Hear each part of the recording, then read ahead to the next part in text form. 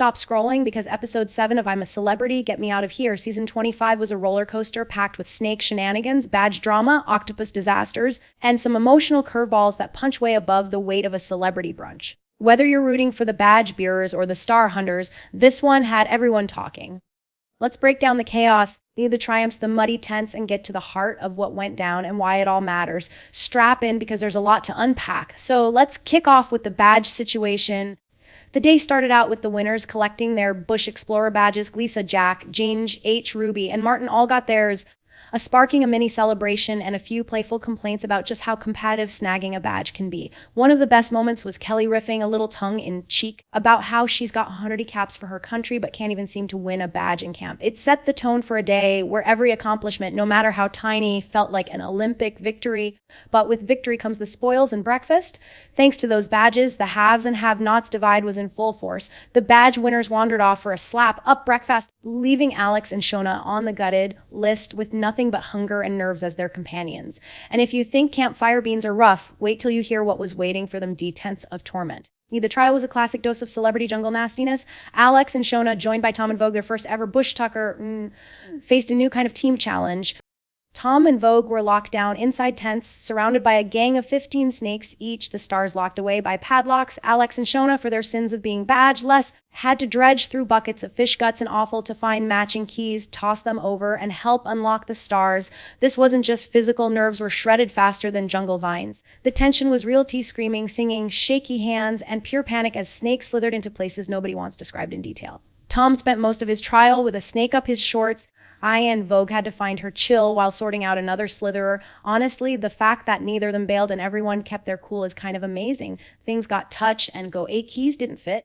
Pressure-built snakes kept crawling, and Alex and Shona kept the morale high with some offbeat jungle singing. After fumbling for keys and pads, the celebs started snagging stars, one after another. With under a minute left and adrenaline pumping harder than ever, the group nabbed all 12 stars, a total victory. There was hugging, cheering, and even some banter about the snakes' musical preferences, top hat and monocle, anyone. For the second time in a row, the team brought home a full house, which meant dinner was sorted. But the celebration was a little bittersweet when they returned to a deserted camp. The breakfast crew were off enjoying their luxury meal, leaving the victorious trialists to a littered, ant-infested mess and a fire on the brink of extinguishing. Nothing quite like a dose of reality after triumph. Meanwhile, let's talk about the badge winners' breakfast.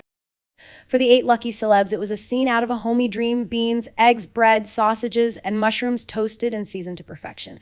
Tears literally flowed over breakfast, proving that sometimes food is emotional baggage, especially when you've been living off flavorless foam and rice. The chit-chat drifted from camp songs to awkward talk about bums versus boobs, classic camp banner, and even Kelly's journey as a sex kitten in the public eye.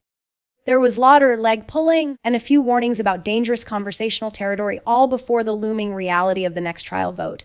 As always, just when you think things are settling down, some big feelings crash the party.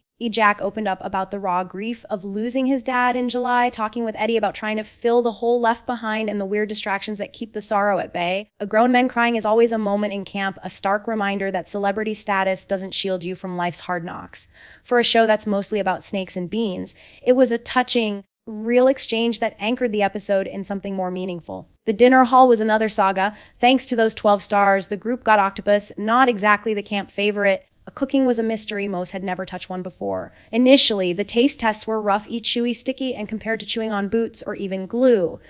But Eddie's frying skills turned things around. The next thing, what tasted like rubber turned into a crunchy camp treat reminiscent of Chinese salt and pepper chicken. Even the harshest critics had to admit defeat after the fry-up. But not everyone was in top spirits. H, usually one of the most upbeat, found himself a bit down, feeling homesick or just off. Ruby gave him the pep talk, promising jungle mama wisdom, and reminded him that his family would be laughing along at his on-screen antics. Sometimes you just need to acknowledge you're not okay to start heading back up. As for the next Bushaker trial, the keen tension rolled in.